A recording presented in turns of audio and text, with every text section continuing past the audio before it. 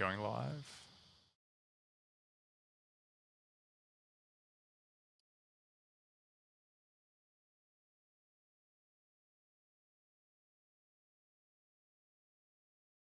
All right, rock and roll. I can see we're up in the Facebook group. Yep. Welcome, everybody. It is Thursday morning. I think it is the 10th of February here in Sydney, Australia. And we are live on YouTube. We are live in Facebook. If you haven't met us, my name is Yanni Bullmeister. To my left, your right is Richard Lillies, aka Richie the Rig. We are the head coaches of the Unified Movement System here at Unity Gym, where we teach driven people to become strong, flexible, and fit. If you haven't already, please smash that like button on YouTube. Smash the like button in the Movement Mastermind group. Let us know who you are and where you're tuning in from, just like Donnell Hamilton. Hello, guys, from the UK. It must be nice and late in the evening there for you, Donnell. Let's dive in. Today, we got a really great discussion off the back of a comment or question from one of our legends in our 12-month athletic transformation program. Richie, why don't you fill us, bring us up to date, bring us up to speed. Read the comment, read the question. Give me one sec. Actually, I won't read the entire comment, but I'll let you guys know what the premise was. Is basically one of our members was asking when is it a good time to change our program, because he's thinking about making some modifications to the program, and he wants to know when is it okay to completely change up and change everything about what you're doing on a weekly routine. And I thought it would be a good conversation to have because not a lot of people know what you should be basing change on. I think there's a lot of things that are circulating around the internet about randomization, and muscle confusion is one of them. If you stick too long with a workout, then your muscles adapt and you don't get the same gains from them. And there's a lot of things that people don't know about. What if you change your program too regularly? What are the negative effects? And what are the things I think we need to consider when ultimately, what's the most important, and maybe what's the lesser important variable that we need to consider when we do want to change something? Yeah, that's basically it. You want to kick it off, Yanni? Yeah, and we have a really, really strong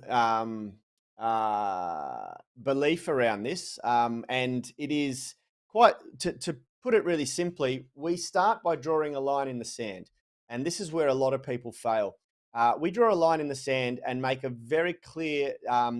We clearly distinguish the difference between training and competition, and we believe that there is a need for both, and this is why, because there are a lot of us who need to be entertained. We need that as part of our motivation to exercise. And I'm sure you can relate. On one end of the spectrum, there is someone who doesn't work out or train at all, but they play a sport. Maybe they're a weekend warrior. They play football on the weekend, or touch football, or rugby, or something like that. And they see that as their means to exercise and train, but generally very, very susceptible to injury. They usually don't last very long. They usually either really destroy. Like, I've got friends who have buggered knees from playing basketball all their life, but they've never done any strength and conditioning. They just played basketball and played basketball a lot, and then by their mid 40s, their knees are totally destroyed. Same goes for runners.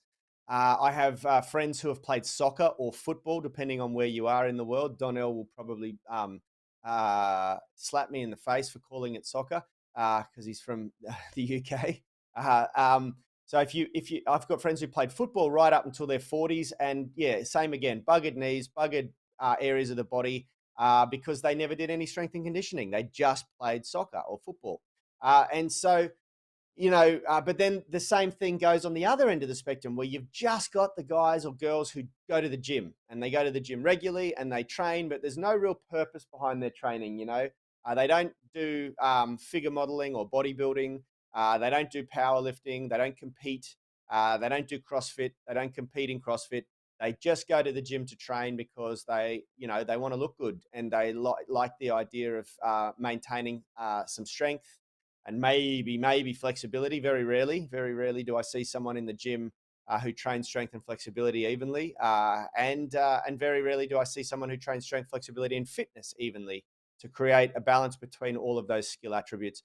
Um, but those are the two ends of the spectrum, and I think both of them are very harbor limiting beliefs. I think you need to sit in the middle, like an athlete.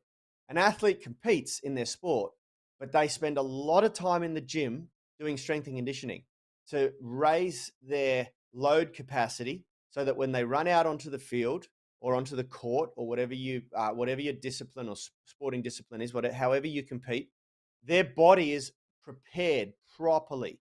It enhances the longevity that they're going to be able to compete at. It enhances their injury resilience. And it essentially is what we're doing when we go to the gym. When we go to the gym and when we exercise, we're building load capacity and developing the three skill attributes: strength, flexibility, and fitness. And we can do there's subsections of that. There's with strength, there's speed strength, there's maximal strength, there's endurance, there's strength endurance, and you train those slightly differently in different periods of if you're periodizing your programming.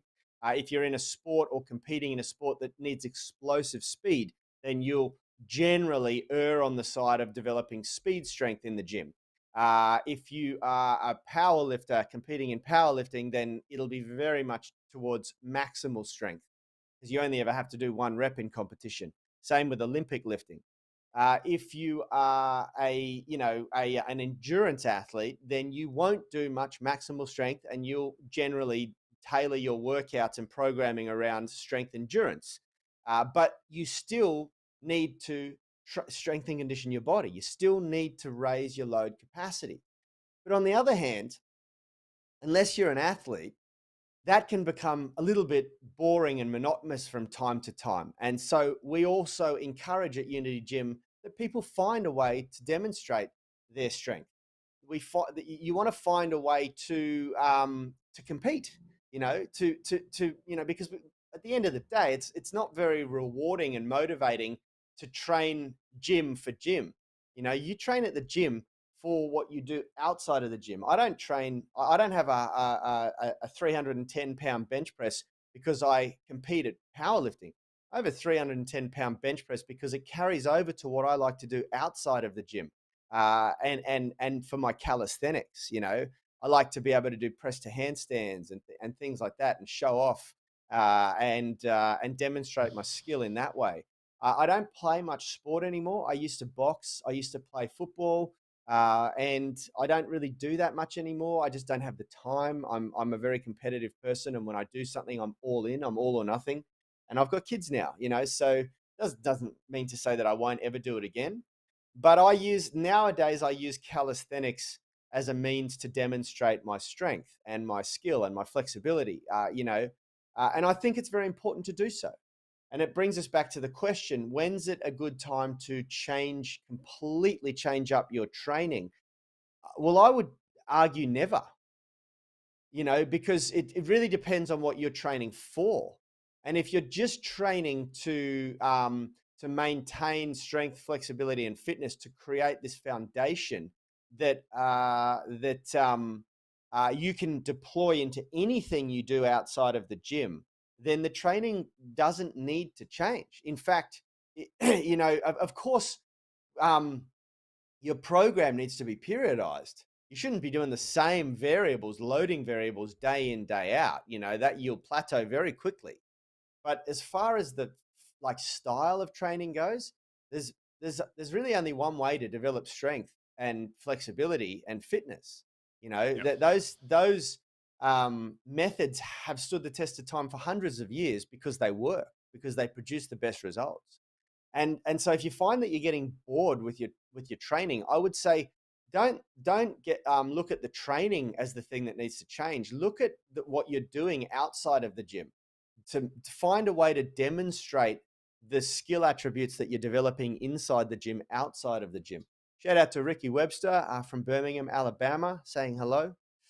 Yeah, Yeah, and what do if you you have think, any Rich? questions, guys, drop them in the comments. Generally, when we don't have any questions on the live, we just go on our rants and rambles. But yeah, if you have any questions, this is a Q&A, so drop them down in the comments. Yeah, I think it's important that everyone knows the basis of change, and why it's important to prioritize a certain aspect over another aspect of why you change something.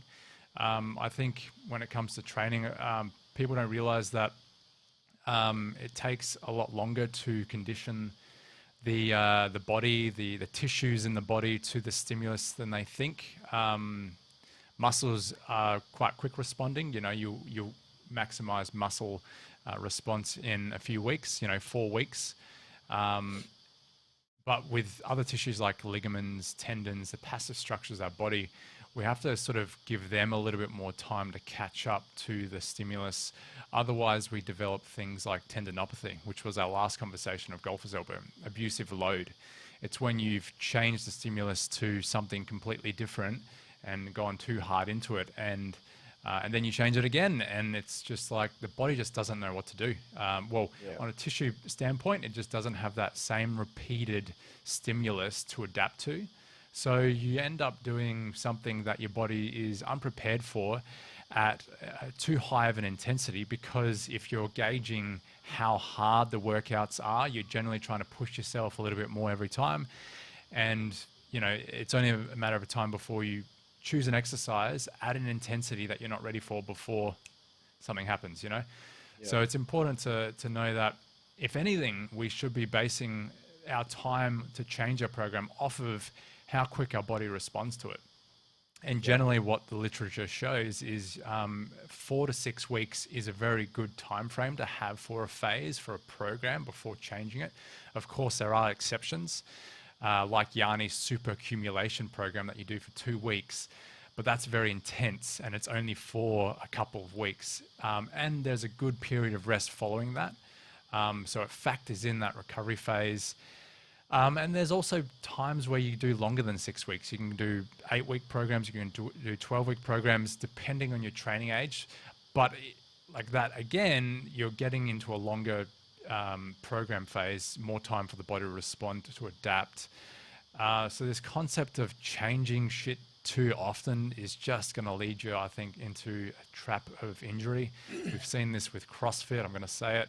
Like these WOD workouts, they're great. They're stimulating. They're mentally challenging. They get you exhausted. But man, like we've just seen way too many injuries, and that's why we don't train the way that they do, because we want to keep in the game for longer. We want to keep our members, our tribe members healthy. We want to avoid injury at all costs.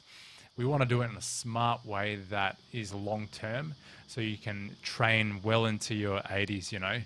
Um, yeah, so yeah, 100%. number, And no, yeah, sorry, I was going to say one of the things that you should really like ponder is that anyone that you look up to, any professional athlete or anyone on YouTube or Instagram or whatever that has that physique that you're striving for or does the cool things that you're striving for, I guarantee you they didn't get there by changing things regularly. They got there by turning up every day and doing the work for years, if not decades. Most yeah, professional athletes have been doing the same stuff for decades since they were children, you know, and of course, the loading variables within the workouts change. You ondulate your periodization, you have off-season training stints and on-season training stints, whatever, all of that. But the types of exercise that they do will have been consistent for decades. yeah, You know, and you've got these fundamental movements that develop strength really, really well. And then you think of ways like Ricky's asked us a good question in the comments here on YouTube. What are your thoughts on the 5x5 strength program? That is the staple strength program for UMS. We probably do 5x5 more than anything else because it produces such good results. But yesterday I did 3x3 on I was doing my squatting workout yesterday because I missed it on Tuesday. I was writing two massive diet documents on Tuesday. So I did my squatting yesterday and I did 3x3 at 140 kilo back squat. And that was a low bar back squat. Then I did 5 by 5 at 120 kilo with like pause reps at the bottom. So pausing for 3 seconds at the bottom. Then I did 2 sets of front rack split squats at about 60 kilos. And I was pairing this with hamstring exercises all the way through. So you play with these variables, and that program I will repeat again next week, and then I'll do that again the following week. And I'll do that 3 or 4 times until I feel like my body is ready to progress to something new. Now, I generally do 3 to 4 weeks of the same thing before changing it, because I've come to learn that that's what my body likes or enjoys. And yeah, like the more you learn. But I've been doing this for 20 years now, over 20 years, and yeah, this thing, like, we all want it quickly, we all want it now, and we all want to be entertained while we do it. But when it comes to training, it is so important that you just turn up and do the work. And then outside of training, you have a way that you can, whether it's show off to yourself to demonstrate the skill development, or other people or friends, or compete with people. A little bit of competition never hurt anybody, or maybe it does, but it is. I think it's really important to have a means to demonstrate your strength and your skill outside of the gym. Yep. Um, And by no means are we saying training has to be boring. Like, you choose an exercise modality that interests you 100%. I mean, playing devil's advocate here, you have to be interested in your training, right? Like, there's no, like, sustainability is one of the most important things, or your ability to stick to your program is one of the most important things that you can. So you have to choose something that ultimately interests you. Like, and this is why goal is so important. You have to think long term. Why am I doing this? And it has to be a good reason why.